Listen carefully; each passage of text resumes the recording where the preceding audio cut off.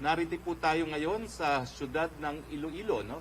Sa Iloilo City Hall, kung saan kanina po tayo po ay nag-turn over ng mga karagdagang bakuna, 50,000 Sinovac, at 10 ventilators, 5 CPAP machines at 5 mga BPAP machines, no? Para po sa siyudad ng Iloilo. Kasama po natin ngayon ang alkalde po ng Iloilo City, walang iba kundi si Mayor Jerry P. Treñas. Kasama rin po natin ang kinatawan po sa Kongreso ng Siyudad ng Lone District of Iloilo City, si Honorable John Jam Baronda. Mamaya po ay maririnig din po natin si Yusek Leopoldo Vega, ang ating treatment czar. Pero sa panel ngayon po, kasama rin po natin ang ating ASEC of the DOH, Dr. Romeo A. Ong, ang ating DOH Regional Director for Region 6, Dr. Subaan, and ang ating Director for Logistics ng DOH, Dr. Ariel Valencia, Director of DOH. Maya-maya po, maririnig po natin si Mayor Treñas, Congresswoman Beronda, at si Yusek Vega. Pero bago po yon, na-aprobahan po ng inyong IATF kahapon at 30 ng Hunyo ang final community quarantine classifications para sa buwan ng Hulyo. Ito po ay aprobado ng ating Presidente.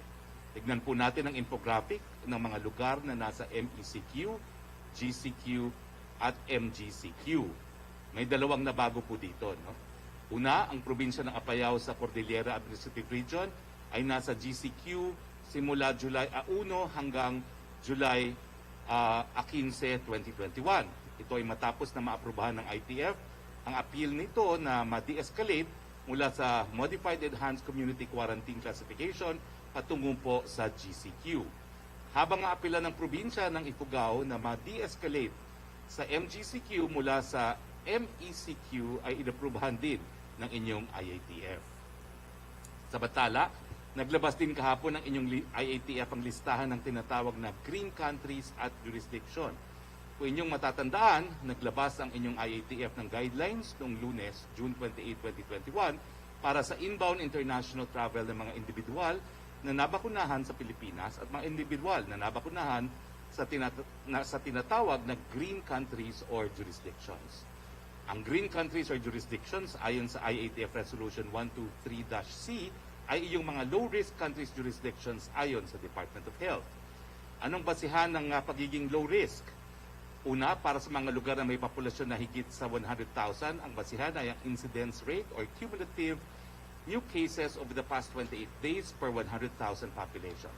Kasama rin sa basihan ay ang new case trajectory or case trend for daily new cases over the past 28 days. Pangalawa, para naman sa mga populasyon na may mababa sa 100,000 ang mga basihan, ay ang COVID-19 case counts or cumulative new cases over the past 28 days at ang new case trajectory. Makikita sa susunod na infographic ang mga green countries at jurisdiction kung saan pinapayagan ang fully vaccinated individuals na makapasok ng Pilipinas subject to 7-day quarantine. Ito po ang mga bansang Albania, American Samoa, Anguilla, Antigua and Barbuda, Australia, Benin, Belize, the British Virgin Islands, Brunei, Burkina Faso, Burundi, Cayman Islands, Chad, China, Cote d'Ivoire, Eswatini, Falkland Islands, French Polynesia, Gambia, Ghana, Greenland, Grenada, Hong Kong, Iceland, Isle of Man, Israel, Laos, Liberia, Malawi, Malta, Marshall Islands, Mauritius, Micronesia, Montserrat, Morocco, Mozambique, New Caledonia, New Zealand, Nigeria, Northern Marianan Islands, Palau, Rwanda, Sabah, St. Barthélemy, St. Kitts and Nevis, St. Pierre and Miquelon, Sierra Leone, Senegal, Singapore, St. Eustatius, South Korea, Taiwan, Togo, Turks and Caicos Islands, UK, Vietnam at Zimbabwe. Napagdesisyonan din po ng inyong IATF na ang opsyon na ipresenta ng Philippine Overseas Labor Office validations bilang proof of vaccination status ay exclusive lamang po sa mga overseas Filipino workers. Magsisimulang tumanggap ang ating mga polo ng applications for validation simula July 5, 2021. Samantala, mga OFWs na makakapagpresenta ng International Certificate of Vaccination ay maaari na rin pong makapag-avail ng green lanes simula ngayong araw, July 1, 2021, provided na makakasunod sila sa mga requirements. Paalala, meron pa rin pong 7 araw ng facility-based quarantine na pan-arrival kahit na ikaw ay fully vaccinated sa Pilipinas o sa abroad. Para sa mga tagapagsubaybay natin sa Iloilo City at Visayas, libre ang bakuna, first dose at second dose po. COVID-19 updates po tayo. Meron tayong 4,509 na mga bagong kaso ayon sa June 30, 2021 datos ng DOH. Muling tumaas po ang ating recovery rate. Ito ay nasa 94.8%. Maraming salamat po sa ating mga medical frontliners. Nasa 1,339,248 na po ang bilang ng mga nakarecover. Samantalang malungkot po namin binabalita na nasa 24,662 ang binawian na po ng buhay. Nakikiramay po kami sa mga naulila. Nasa 1.75% po ang ating fatality rate. Ito naman po ang kalagayan ng ating mga ospital, no? 42% sa buong Pilipinas, 55% ang utilized ang ating ICU beds, 47% po utilized ang ating isolation beds, 44% utilized ang ward beds at 34% ang ating mga ventilators. Sa NCR po, 42% po ang nagagamit na ICU beds, 39% po ang nagagamit na isolation beds, 35% po ang nagagamit na ward beds at 31% po ang nagagamit na ventilators. Sa ibang usapin, piniripahan po ni Presidente Rodrigo Roa Duterte kahapon, June 30, 2021, ang Republic Act No. 11569 na nag-extend ng real estate amnesty. Binibigyan ng batas na hanggang June 14, 2023 ang pagpapile po ng sinumpaang estate amnesty return. Isa pa pong good news, mamayang hapon po ay pangungunahan ni Presidente Rodrigo Roa Duterte kasama ni DOTR Secretary Artugade ang inauguration ng LRT2 East Extension Project. 2 istasyon po ang madadagdag sa LRT2, ang Marikina Pasig Station at ang Antipolo Station. Ang proyektong ito ay 2 decades in the making. 1999 po nang ito'y unang pinilano. 2012, inaaprubahan ng NEDA Board. At taong 2017 naman nagsimula ang aktual na construction. Sa pagbubukas ng LRT2, bababa ang travel time mula Recto sa Manila hanggang Antipolo, Rizal, mula sa kasalukuyang 3 oras na biyahe gamit ang bus o jeepney sa 30 to 40 minuto na lamang. Oras na maging operational ang proyekto sa July 6, 2021, madadagdagan ng 80,000 na pasahero kada araw ang kasalukuyang 240,000 passenger capacity ng LRT2. Sa ibang usapin, ang buwan ng Hulyo ay Nutrition Month. Ang Nutrition Month ay may temong malnutrition patuloy sa labanan, first 1,000 days tututukan. Ito ay panawagan para sa lahat na magtulong-tulong para lutasin ang malubhang problema ng malnutrition sa ating bansa at paintingin palalo ang mga serbisyo sa first 1,000 days ng buhay. Sa kampanya na pinangungunahan ng National Nutrition Council, pinapahalagahan ng wastong nutrisyon para mapalakas ang ating resistensya laban sa sakit, lalo na laban sa COVID-19, makamit ang tamang paglaki ng mga bata at maging produktibo ang ating mga mamamayan. Mabuhay po ang National Nutrition Council. Dito po nagtatapos sa ating presentasyon. Unahin ko na po si Mayor Jerry Treñas. Mayor Treñas, kamusta na po ang estado ng COVID sa ating syudad at ano pa po ang mga iba pa ninyong mga pangangailangan dito sa syudad?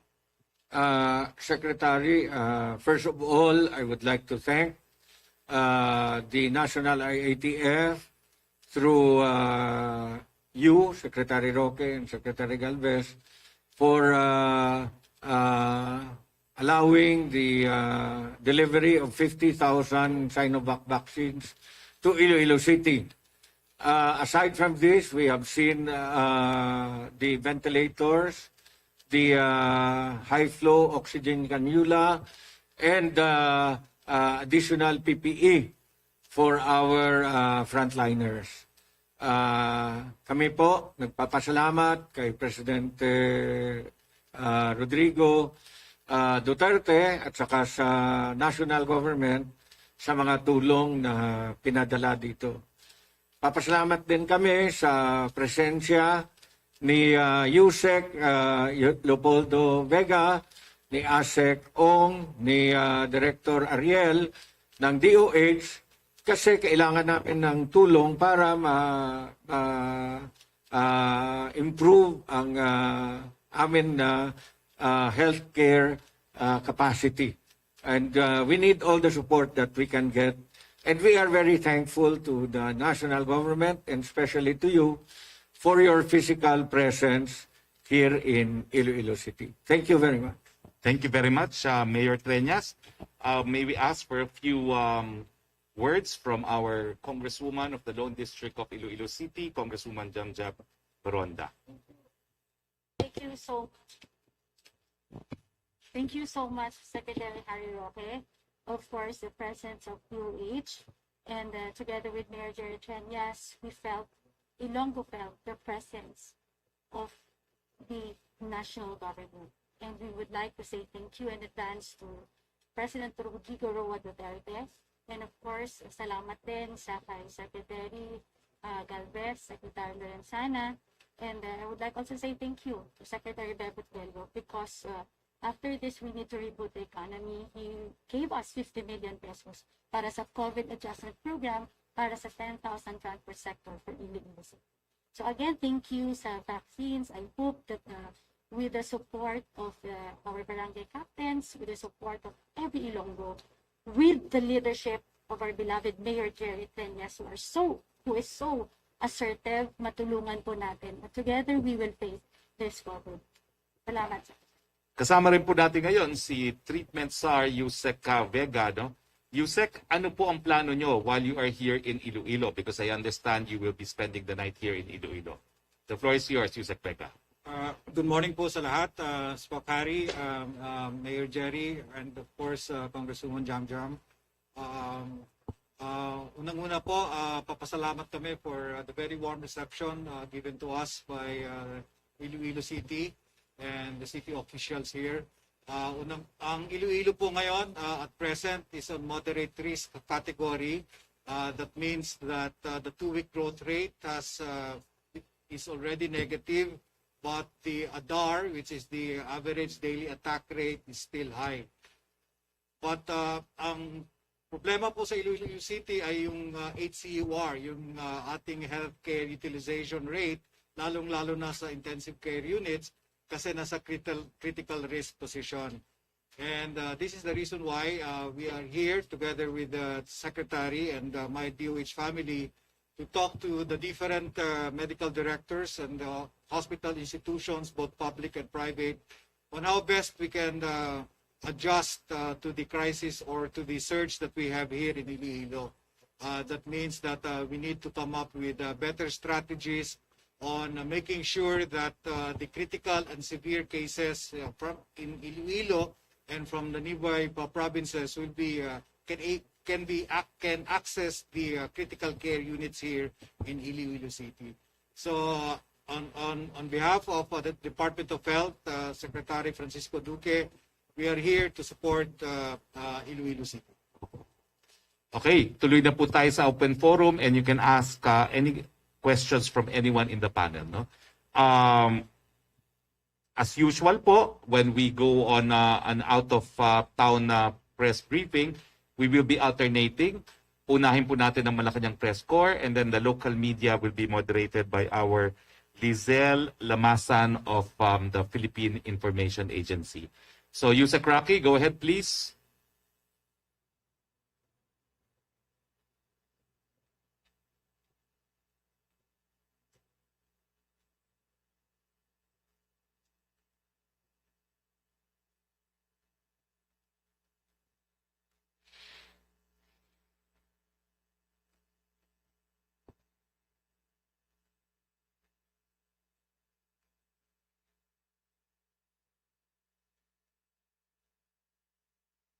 Well, that is very disturbing po and very alarming.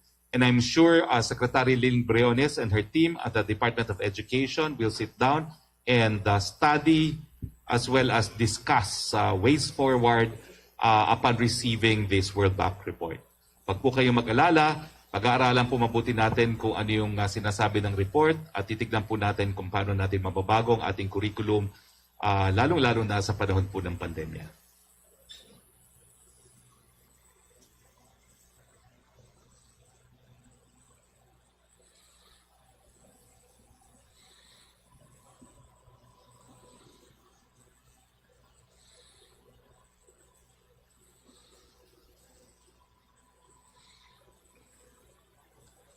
Well, sa Poor Nutrition po, no, I was the author in the 17th Congress of the masustansyang pagkain para sa mga kabataan. No?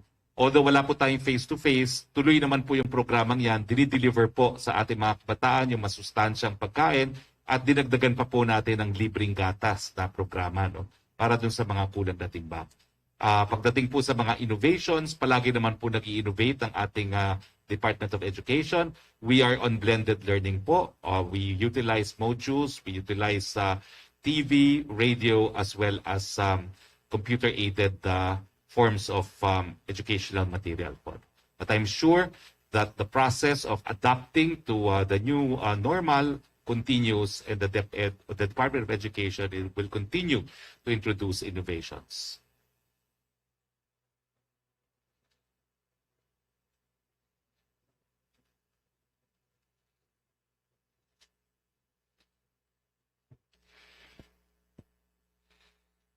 Well, wala pa po namang konfirmasyon po yan, no? Dahil lang sabi po ng ating Department of Justice na under po ang immigration, wala pa po silang record na nakalabas po si Peter Lim. No? Pero nonetheless, nasa watch list naman po ng Interpol na itong si Peter Lim.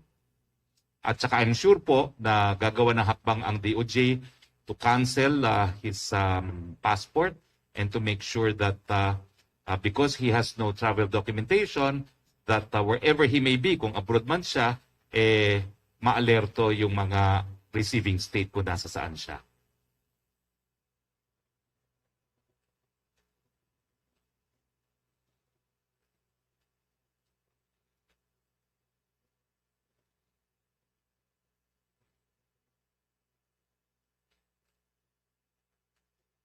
Unang-unang po, wanted si Peter Lim. Wala po siyang kalayaan. Pangalawa po, nakakulong po si Senator Laila de Lima. Proof na hindi lang po mahihirap ang tinatarget dito sa war on drugs.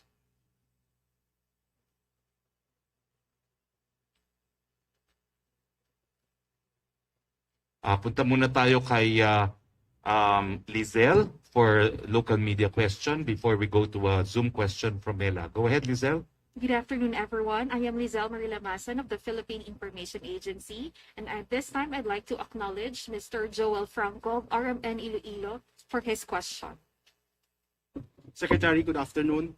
Ano bang guidelines natin in allocating vaccines sa mga LGUs? Because seemingly, parang may pabago-bago tayong sistema on how we allocate vaccines sa bawat LGUs. Pabago-bago po talaga yan kasi depende sa sitwasyon ng COVID sa iba't ibang lugar. So kung dati po walang prioridad ang Iloilo City, ngayon po meron ng prioridad because of the recent surge. Kaya nga po nagkaroon tayo ng tinatawag na NCR plus 8 plus 10 at kasama na po sa area na mabigyan ng prioridad ang Iloilo City. And this explains why medyo malaki po yung na-deliver natin ngayon, no, na 50,000 na Sinovac. So, do we say na pag hindi magkakaroon ng surge sa isang LGU, hindi sila makatatanggap ng mismatched na number of vaccines? Well, ang ating allocation po really is dependent on population, no? And incidence of COVID. Yun yung kinukonsidera po natin. There is actually a mathematical formula in the same way that we have a formula for our community classification, no? So we always look at yung 2-week average attack rate, yung average attack rate, healthcare utilization rate, also in giving, in determining the allocation of a given area for vaccines. Uulitin ko po, vaccines will prevent diseases, pero ang epekto po ng vaccines will be felt 5 weeks later. So kinakailangan po, ang primary weapon natin against the COVID is prevention, mask, hugas, iwas, and detection sa aggressive testing po natin, isolation, contact tracing. Pupunin ko lang po yung reaction nyo sa sinabi ni Mayor Treñas kanina na parang iba yung vaccine na ibibigay sa mga malalaking syudad doon sa NCR tapos iba naman dito sa lungsod ng Iloilo. Well, meron pong cold storage capacity ang Iloilo City, so makakarating po sa kanila yung mga dito po, yung mga sub-zero vaccines. Kakadating nga lang po nung isang araw ng Moderna. So give it time po, no? Makakarating naman po yan sa lahat ng mga urban centers na merong cold storage capacity. So hindi lang po Moderna yan, meron po tayong 40 million na darating na Pfizer, and Pfizer will make it also to Iloilo City. Okay, Mela, Mela Lesmoras of PTV4 by Zoom, please.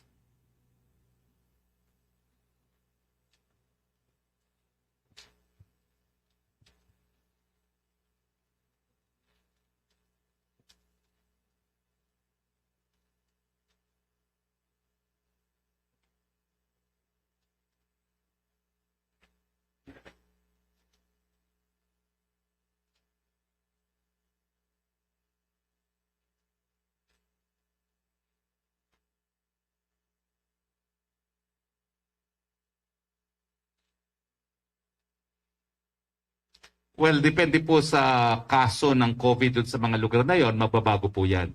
Pero ang tinitignan po natin, hindi lang yung percentage ng mga nabakunahan sa mga areas classified as green countries, kung hindi, yung prevalence rate din po. No? Binasa ko po kung ano yung criteria. No? So, similar po yan doon sa tinatawag nating attack rate at 2-week attack rate na binabasihan natin sa ating quarantine classification. Siyempre po, titignan natin yung dami ng COVID dun sa mga lugar na yan. Alam ko po, marami nagtatanong na ang Estados Unidos hindi pa po kasama dyan sa tinatawag nating green countries kasi mataas nga po ang mga kaso ng COVID sa Estados Unidos ngayon.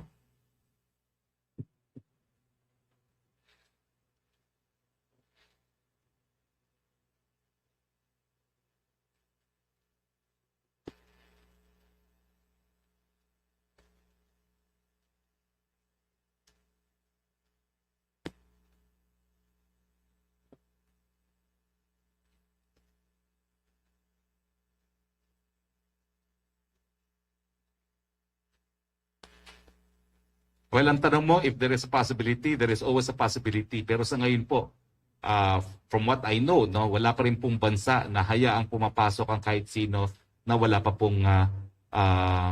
pong quarantine. Lalong-lalo na po dahil meron nga po tayong Delta variant. At least dito po sa karatig bansa natin. I know that people can freely go to the United States, no, without a quarantine requirement, pero increasingly dito po sa lugar ng daigdig kung saan na tayo, talagang meron pong quarantine requirement. Although marami na pong nag-lessen to 7 days ang quarantine period para sa mga vaccinated individuals, gaya po ng ginawa natin.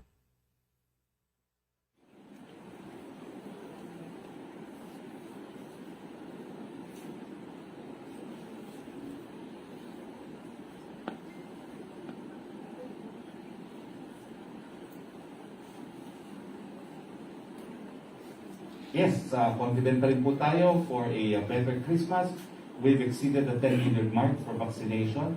We have managed the COVID cases in Metro Manila. Yes, confident pa rin po tayo for a better Christmas. We've exceeded the 10 million mark for vaccination. We have managed the COVID cases in Metro Manila +8 na naging kuta talaga ng COVID-19. There are more areas now under MECQ, but population-wise, ang population naman is not as great as when the numbers were so high or at its peak dito po sa Metro Manila +8. No? And we're confident that with more supplies of the vaccine coming in, mas maraming mabibigyan ng protection and we can move towards containment and a better Christmas this year.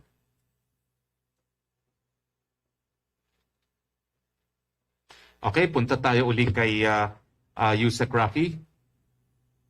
Thank you very much, Mela. Yusek Roque, please.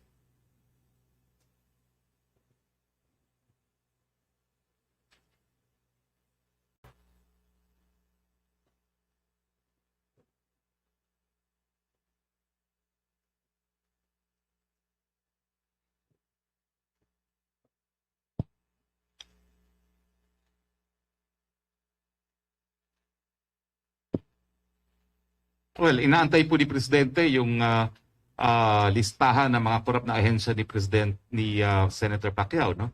Gaya ng sinabi ko kahapon, pagkamat sinabi niya isa dun sa ahensya ngayon ay DOH, talaga naman pong naimbestigahan na yan fully ng Senado, no? So wala pong bago dun sa sinabi niyang departamento na DOH. So sana nga po, bago man umalis si Senator Pacquiao, makapagsabik siya kung sino talaga ang dapat maimbestigahan dahil ang mensahe ni Presidente, hindi po niya tinotolerate ang korupsyon. Malaman lang niya kung saan meron sunog at papatay niya yung sunog na yun.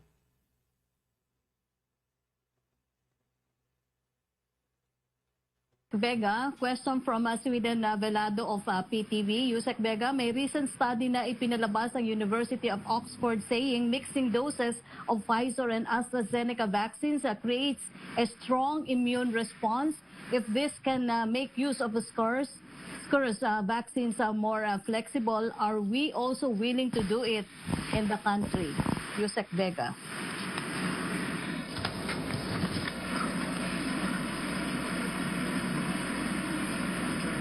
Yusek Vega, nakuha niyo po yung question. Unfortunately, can we find the way to have a monitor so we can hear the questions here? Subukan lang natin na kasi all the rest of the panelists, di nila naririnig yun na nangyayari mga questions and everyone else, no? So if we could find a way to broadcast, siguro even through a cellphone na lalagyan natin ng mic para alam lang ang mga questions. But Yusek Vega, the question is, may recent study na linabas ang Oxford po saying mixing doses of Pfizer and AstraZeneca creates a strong immune response. If this can make use of scarce vaccines more flexible, are we willing to do it in this country? Thank you, Spokari. Tama ho yun. There's a preliminary results lumalabas na itong mixing and matching of different vaccine platforms kagaya ng AstraZeneca at saka Pfizer has been done, and they found out that people injected with AstraZeneca and Pfizer or the other way around had good quantity of antibodies and cell-mediated immunity. Very effective in terms of the results, but this is just a very preliminary study. What they're saying is that we still have to make use of the bigger clinical trials, which is actually the same vaccine, the same platforms.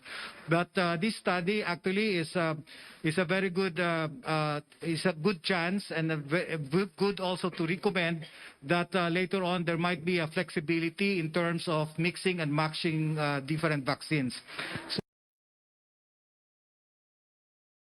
Near future, when we have a bigger study that has to be... I think this will be a better perspective or advantage for countries wherein... the vaccines are not are limited into the supplies that are coming in. So mixing and matching would be a very good strategy and a form of flexibility for the population to get vaccinated. May second question siya. Okay. May second question siya, Secretary Roque. Where are we right now in terms of studying the possibility of mixing and matching vaccines? Are we purely dependent on WHO guidelines? Yusek, may follow-up question sa'yo. May follow-up question sa'yo. Ulitin ko lang po yung tanong, no? Where are we in terms of studying the possibility of mixing and matching vaccines? Are we purely dependent on WHO guidelines? Yes, we are very much dependent on the clinical trials done, especially on bigger centers, and of course the WHO guidelines. And definitely once there would be a very clear recommendation, strategy of the national vaccination implementation. Thank you, Yusek. Can we go now to Rizal for a question from the local media, please? Thank you, Secretary Roque. Our next question comes from Mr. Arniel Lumbo of RGMA. Secretary, good morning. Are we saying here that the rollout is dependent on whether deaths and sicknesses are prevalent and on the rise before national government attention is given? No, we are distributing vaccines to all on the basis of population. No? But of course, we are giving more to areas with local surges. So it depends on the recommendation of DOH or every region. It will depend on the recommendation of experts, yes, and epidemiologists. One more thing, Secretary. When we can see realization of equitable distribution of vaccines, ano ang inyong masasabi sa mga Ilonggo who are desperate for protection? Alam niyo po, ang katotohanan, hindi po sapat ang bakuna sa ngayon. lahat po ng ating mga kababayan ay sasabi kulang po ang bakuna. Yes, there are more sometimes given to Metro Manila plus 8 areas, only because of the higher cases there, but also because of the higher population. But it is never enough as of now. Hindi lang po tayong nauubusan ng supply, buong Pilipinas po yan. We ask your indulgence po because unfortunately, we do not manufacture the vaccines. Meron po talagang scarcity of supply worldwide. Ngayon po, lumuluwag na po ang supply because yung mga mayayamang bansa na naunang kumorner ng mga bakuna ay natatapos na po ng kanilang vaccination program gaya ng Estados Unidos na inaasahan natin magdedeklara ng independence from COVID sa July 4. So lumuluwag nga po ang supply. Kaya nga po naka-order na po tayo ng 40 million na Pfizer. Hindi lang po Iloilo nagkukulang ng vaccine. Lahat po ng syudad, lahat ng probinsya, lahat ng sulok ng Pilipinas, kulang po talaga ang vaccine. Kasi hindi po dumarating siya na isang pulto lamang. Unti-unti po talaga ang pagdating. Kaya nga po, dun sa unti-unti na pagdating ng supply, mayroon tayong binibigyan ng priority, yung mga most vulnerable. At ngayon po, habang dumadaming supply, ini-include na natin ang economic frontliners. So humihingi po kami ng pasensya dahil yan po ang realidad. We cannot do anything about it. Sabi nga po ni Secretary Galvez, kahit anong gawin natin na talagang we're limited by the fact na kakaunti po talaga ang supply ng mga bakuna. But I think our strategy worked kasi kung inantay natin yung mga preferred vaccines na ginagawa sa West, we would not have successfully vaccinated in excess of 10 million people already before the first sizable amount of Western vaccines arrive in the country. So, I ask for the patience po of my kapwa Ilonggo. Hindi lang po tayo ang talagang nagreklamo na kulang ang vaccine. It's the whole Philippines po. Because right now, wala pa pong 20 million ang dumating na bakuna sa ating bansa. Okay, punta tayo kay Melo Acuña please by Zoom. Tayo kay Melo Acuña please by Zoom. Tayo kay Melo Acuña please by Zoom. By Zoom. Go ahead, Melo.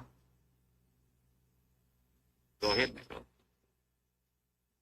Okay, kung wala pa si Melo, perhaps we should go to Yusek Roque, please.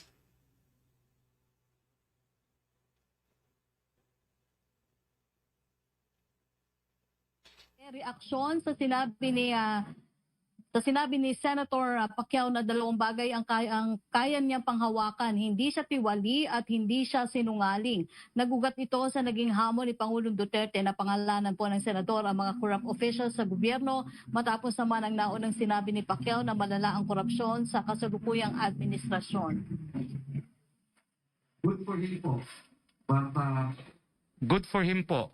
But patuloy pong inaantay ni Presidente yung sinasabi niyang mga korap na ahensya nang sa ganun, titignan ni Presidente kung talagang kinakailangan may sibakin dyan. No? Pero kinakailangan sabihin niya kung saan yung korupsyon, anong ahensya yan at anong ebidensya niya. Opo. Ang second question po niya, ano ang nakikita ng Malacanang sa motibo ni Pacquiao na tila binabangga si Pangulong Duterte? Sa tingin nyo, tama ba ang estratehiya ng senador para lamang maging bukang bibig ang kanyang pangalan hanggang sa halalan? Politika po yan, no? Alam naman natin. Sa akin po, hindi tamang estratehiya yan. Kasi napakatagal naman pong nagsama ni Senator Pacquiao at ni Presidente. At sa ngayon po, wala naman pong pinapangalanan pang tao ang Presidente na i-endorso niya para maging Presidente sa susunod na halalan. At paulit-ulit ko nga pong sinasabi, no? Binangkita ni Presidente sa isa sa tatlo na posible sana niya noon na na-endorso for President is Senator Manny Pacquiao. Hindi ko po alam kung bakit hindi nakapag-antay si Senator Manny Pacquiao. Manny Pacquiao. Opo. Ang sunod po niyang tanong, suportado ba ng Malacanang ang multa o community service laban sa mahuhuling magtatapon na itinuturong dahilan ng MMDA kung bakit nagbabara ang mga pumping station sa Kalakhang, Maynila. Pumping station sa Kalakhang, Maynila. Suportado po yan, pero alam ko po meron din tayong existing laws no that provide for more Service or fines sa mga nagtatapon po ng basura sa mga esteros.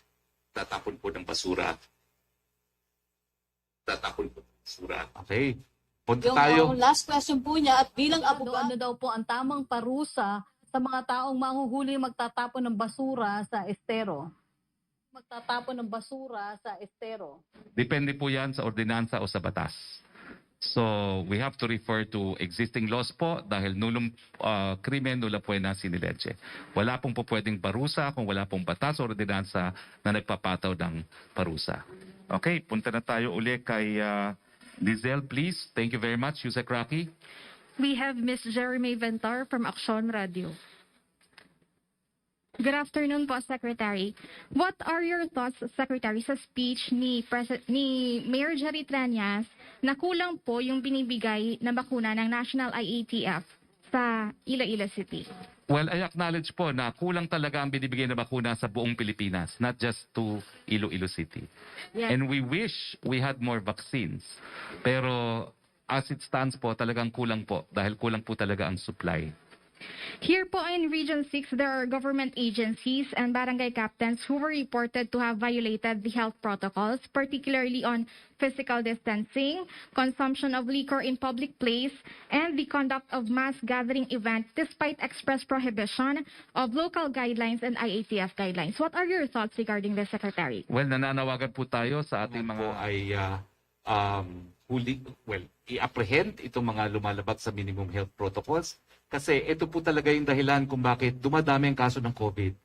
Habang nagkukumpulan, habang hindi po nag-observe ng minimum health standards, ayan po ang dahilan kaya dumadami ang COVID. Kaya kinakailangan ipatupad po natin ang mga ordinansa na nagpapataw ng parusa doon sa mga hindi tutupad o susunod sa minimum public health standards.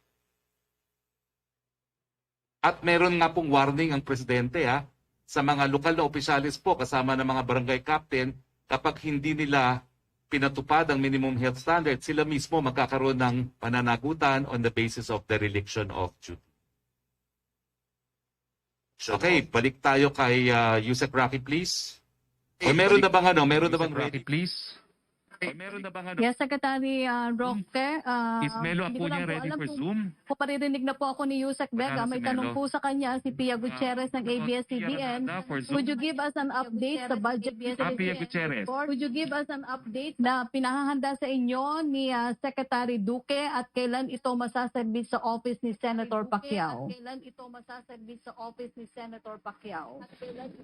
I think the question is for Yusek Vega. The budget utilization report of DOH and the agreement of the different laboratory needs for the DPM. Siguro po pakiulit dahil wala po kayong mic kanina. Okay. I'd like to confirm that the budget utilization for both for Bayanihan 1 and 2 has already been submitted to the office of Senator Pacquiao from the office of Secretary Francisco Duque. The utilization reported that for Bayanihan 1, the DOH was able to utilize 98% of the budget given. And for Bayanihan 2, 93% of this was utilized.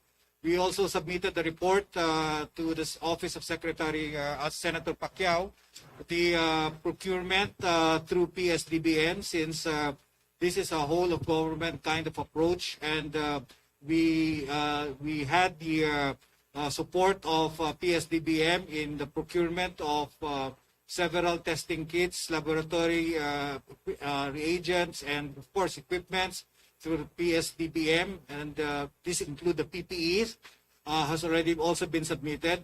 The report on the vaccine obligation and disbursement has also been submitted to the office of Senator Pacquiao. Senator Pacquiao. Opo. Question for Secretary Roque from Pia Gutierrez. Tinanggap na ba ng Pangulo ang resignation ni General Parlade sa NTF-ELCAC? Our next question comes from Bombo Radio. We have Ms. Rezi Bordon. Okay, I will answer first, Yusek Rocky. Tinanggap po ang resignation ni General Parlade as spokesperson of NTF-ELCAC, no? So that's what I was able to confirm from Secretary Lorenzana. Secretary Lorenzana. Opo. Yung susunod pong tanong, Rocky, meron pa ba? yung susunod pong, opo, tanong po ni Vance Fernandez, doon daw po sa widening rift sa ruling party ng PDP laban, will the President consider reapproaching or asking Senator Manny Pacquiao to consider reconciliation daw po to help the party's chances of re-election in the coming 2022 presidential elections? Or will the President push through on the desires of PDP laban party leaders to allegedly evict Pacquiao from the party presidency? Vance, Fortune I'm teller, I cannot see the future. In politics, anything is possible. Kaya po hindi ko masasagot yan. I cannot even speculate. One thing I've learned from the very limited period of time that I've been in politics is anything is possible. Okay? Thank you, Yusek. Punta naman tayo kay Lizelle, please. Our next question comes from Bombo Radio. We have Ms. Rezi Donyoso Boton. Hi, Secretary. Magandang hapon po. Aside from the 50,000 doses na naipadala kahapon dito, kailan po ba ulit yung magpapadala dito ng volume na COVID-19 na vaccines? I'm not sure po, pero regular po yan. As soon as we receive further deliveries, meron na po yung programa na ipapadala nationwide yung mga bakunang yan. Follow-up question lang po, ano po yung help ng national government sa Iloilo City with the kakulang po ng bed capacities dito sa mga hospitals? Yusek Vega, Thank you po. that's why Yusek Vega is here as the treatment site. Thank you, Sakari.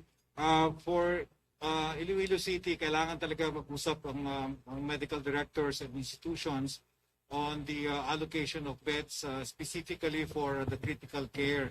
And we have already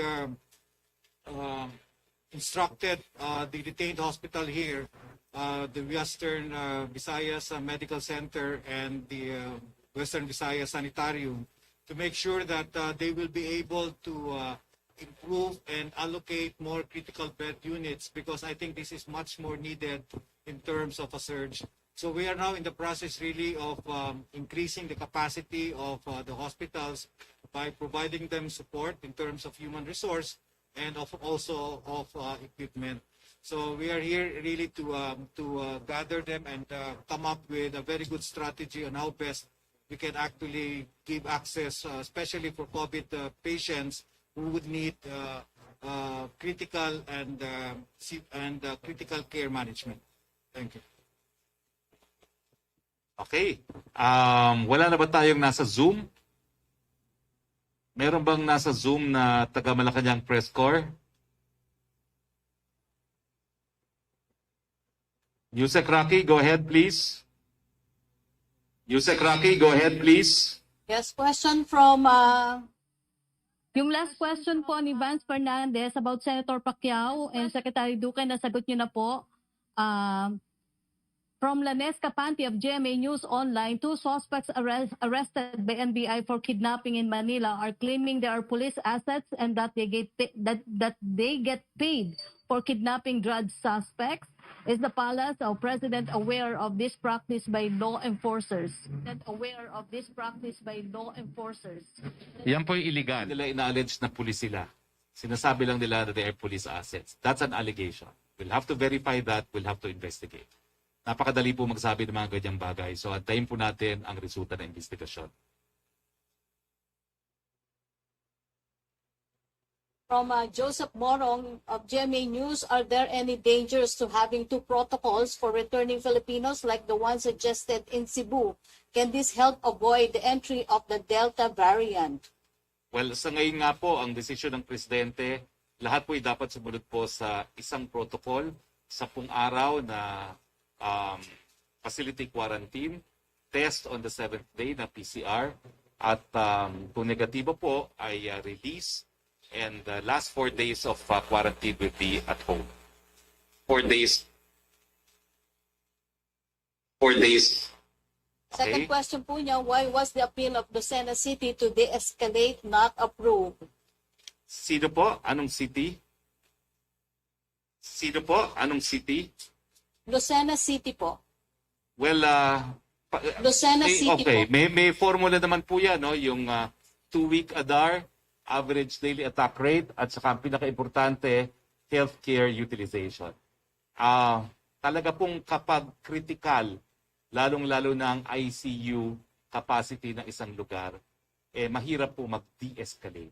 Kasi, saan mo dadalhin yung mga magkakasakit na critical po, no? Kung wala ng facilities. Yes, punta tayo kay Lizelle uli. At this time, we have Mr. JP Hervas from Radio Pilipinas. Mayong hapon, Secretary. Go ahead, Sa darating please. na Hulyo at Lunes, magiging higit 50 araw na mula nang isinailalim ang Iloilo City sa MECQ status.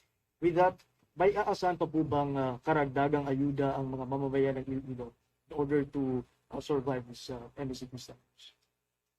Ang question is, by July 15 or... Yes po, by July 15 po, magiging 50 days na po yung, higit 50 days na po yung MECQ status.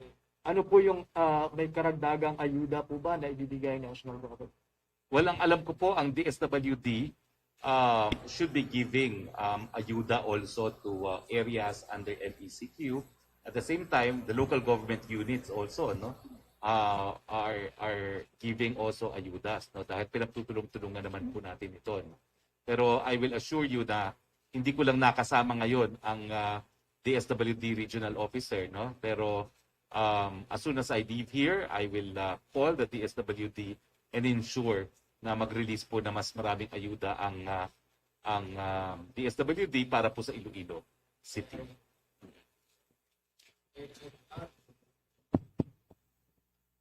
The reason why Iloilo City requested for an appeal from the classification MECQ to GCQ with strict protocols is that our workers and our people are already hungry. And while Iloilo City continues to give out food assistance, Dole continues to give us tupad, we all know that the economic activities under MECQ are very limited. And that is why we requested for an appeal. Unfortunately, it was not approved by the IATF. I will be issuing an executive order later as soon as Secretary Roque is on his way. I will be issuing more economic activities for Iloilo City and allowing more businesses to open. But we will continue to strictly enforce the protocols. We cannot remain in this state forever.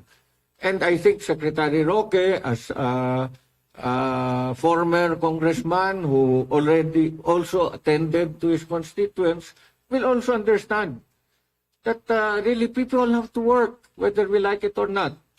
And we cannot forever give food assistance. Even the SWD is telling us they can only give so much. So far, they have given us 3,500 food packs. I do not know if they can add. I'm very thankful to Dole for Tupad, but you know, how many can we give? And that is the reason why Yusek Densing is coming here tomorrow to attend one of our daily COVID team meetings so that he will listen to us and then see what else should be done so that we can lessen the effects of this pandemic in Iloilo City. As I have told the IATF, we have been in MECQ for the past 45 days already. And talagang hirap na talaga ang tao dito sa Iloilo. Thank you. Anyway, kaya isa po yan sa mission ni Yusek Vega, isa po sa pamamaraan para ma-de-escalate is to improve yung healthcare utilization, specifically yung ICU capacity. No? So titignan po niya, I think kaya hindi kayo na-de-escalate is because critical po, lalong-lalo na yung ICU capacity ng Iloilo City. So kung madadagdagan po natin yan, that could be a good way of de-escalating to GCQ with restrictions. Yes, Lizelle. Secretary Roque, can we accommodate one more question? Go from ahead, our please. local media? This time we have Sir Joey Marzan of the Daily Guardian. Go ahead, please. Magandang hapon po, spokesperson Roque. Ano po ba ang basis natin for rejecting the appeal of Iloilo City, given din po na yung latest report po ng DOH Regional Office 6 dito po shows that the 2WGR, the 2-week growth report is of Iloilo City is at low, and yung ADAR po is at moderate po. ICU capacity po. ICU capacity lang. You're in critical. Kaya nga po nandito si Yusek Vega as treatment SAR. Titignan po niya if the bed capacity can be increased, if some regular rooms can be converted to ICU rooms. Kasi yun po yung ginagawa natin in other places. Well, alam niyo, we don't have to reinvent the wheel. In Manila alone, no, nung we had to declare ECQ, no, because kulang nga yung ating healthcare,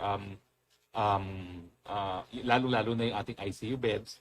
Ang ginawa natin talaga is to convert regular rooms into ICU rooms. So from 700, naging 1,400 ba ang ating ICU beds. And that enabled us to de-escalate the community quarantine classification in Metro Manila. So hayaan niyo po, Yusek Vega is here. He will not leave without a solution. Management man po itong si Yusek Vega. He's both a doctor and an MBA degree holder. So he has made tremendous difference since he joined us, beginning with this initiative to start the One Hospital Command Center. I think that's also one of the things that he will be implementing, a regional One Hospital Command Center, para we can utilize all the health resources, not just in the city, but in the entire Region 6. Follow-up lang po, sir, no? Regarding po sa vaccine prioritization, do we really have to wait na dumami po yung mga kaso at yung mga deaths under COVID para po ma-escalate yung priority ng isang area sa vaccination? Unfortunately, yes, because of limited supply. Secretary, can we add one last question? Go ahead, please. Okay, we have Victoria Casala from Radio Bandera. Good day, Secretary Roque. My question is that Iloilo City received 50,000 doses of Sinovac COVID-19 vaccine. However, there are questions about the efficacy of the said vaccine. How do we address this kind of concern? Wala pong question. Ang Sinovac po has been shown to be safe and effective in the Philippines and by the World Health Organization, and is being utilized by the world's most populous nation, which is China. So wala pong issue sa safety and efficacy. Yusek Roque, are you there? Meron pa bang mag-zoom? Wala na ba talaga mag-zoom? Or Zoom just conked out?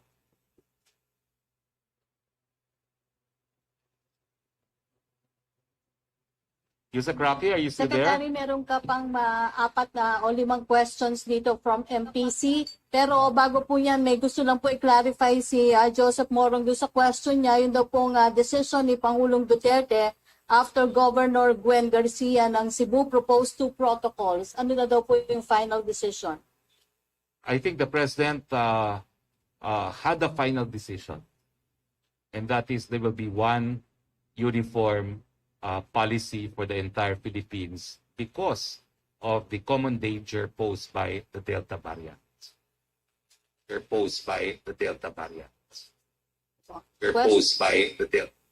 Question from Kylie Atienza ng Business World. Will the pala support the calls of lawmakers for a full accounting of the funds disbursed under the Bayanihan 1 and 2 laws? Nako, that's a requirement of the Constitution po. We don't have to support it. It's a legal obligation to make a full accounting.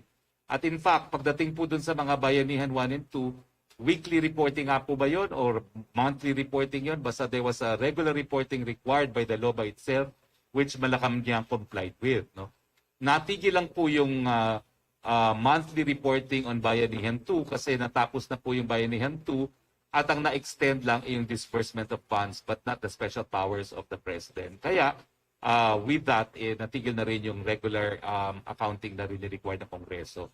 But of course, all monies coming from government are subject to strict COA rules and are subject to transparency. Next question, Yusek Roque. Ng GMA News, isang nurse daw po sa Maynila na huli ng NBI na nagbebenta ng 300 vials ng Sinovac sa halagang 1 million pesos. Mukhang lihito mo po ang vaccine. Reaksyon po sa ng Malacanang daw dito. Antayin po natin ang investigasyon. I cannot speculate po.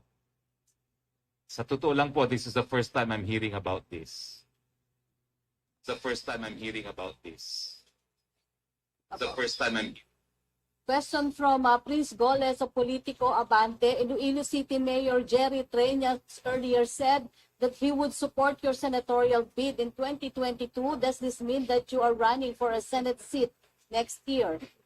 Well, hindi ko pa po alam, no? Nothing is certain. In the field of politics, nothing is certain until the papers have been filed. So, I continue to pray and ponder on this point po. Although, it helps that the city of my mother has said, the mayor of the city of my mother's birthplace has said that he will support me. And I appreciate that very much from the bottom of my heart, Mayor Treñas. From the bottom of my heart, Mayor Treñas. Yes, Lizelle. Si Lizelle naman tayo. Yes, Secretary, can we entertain a follow-up question? Sige, follow-up question. Last siguro. Yes, sir. Yes, sir. Okay, this time we have Sir Joey Marzan of the Daily Guardian. Sir, follow-up lang din po dun sa natin, no? Questions regarding sa quarantine, community quarantine statuses ng ating mga areas, no? Sir, para ma-explain din po natin sa taong bayan, ano po ba yung authority ng IATF to mandate ang mga ating mga LGUs to follow ang mga community quarantine na pronouncements ng ating national government? That's pursuant po to the power of the President to exercise police power to protect public health and pursuant to an executive order issued by the late President Noynoy Aquino. The power to create the IATF to provide for quarantine classification was because of an executive issuance of then President Benigno Simeon Noynoy Aquino. Okay. Okay, thank you very much, Secretary Roque. Since wala na po tayong mga tanong, Yusek Roque, meron ka pa bang natitirang mga tanong? Yes, may tanong pa po, Secretary Roque, hindi niyo po nasagot yung second question ni Prince Goles. Have you and President Duterte talk about your political plan for 2022? What did he tell you? That's between me and the President. Thank you very much, Prince. Wala nang questions? From Ivan Mayrina, you mentioned in the last briefing that the President told you that the administration should already have a clear presidential candidate by June with Senator Pacquiao seemingly out of the list. Who is the front runner? Wala pa po. I'm sure as the President has said in his Talk to the People address, he will tell the people who he will endorse for the position of President for the next elections. Antayin na lang po natin. For the next elections. Antayin na lang po natin. Secretary, last question po, Secretary Roque from Cresilin Catarong ng SMNI. Sinabi po ni Senator Pamphilo Lacson na kailangan kumilos agad ang mga miyembro ng PDP laban sa harap ng umiinit na bangayan sa pagitan ni na Pangulong Duterte at Senator Manny Pacquiao. Ayon po kay Lacson, hindi magandang tingnan kapag patuloy na nagbabangayan ang dalawang opisyal ng bansa, lalo't kapwa tinitingala sila ng publiko. Ano po ang masasabi niyo rito? May pag-asa po kaya na magkaroon ng pulong ang partido kasama si Pangulong Duterte at Pacquiao para ayusin ang alitan ng dalawa? Nasagot ko na po yan kanina. In politics, anything and everything is possible. And nothing is impossible.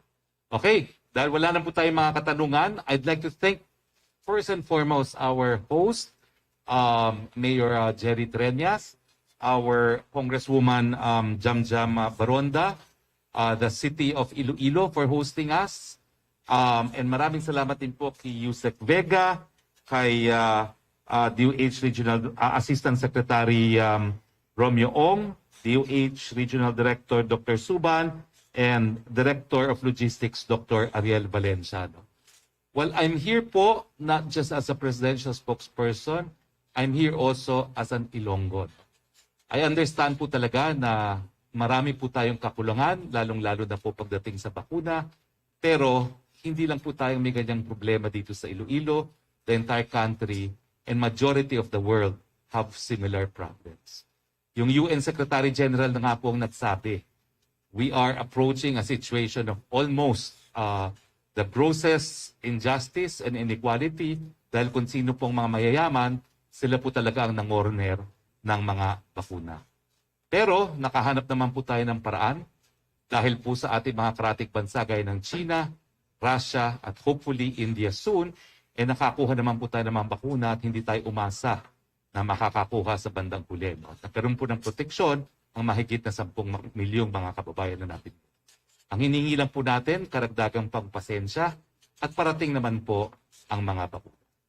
So with that, sa ngalan po ng ating Presidente Rodrigo Roa Duterte, maraming salamat sa suporta ng lahat ng mga taga-syudad ng Iloilo at sa buong probinsya ng Iloilo at Pilipinas. Huwag po kayo mag-alala, darating din po ang bakuna.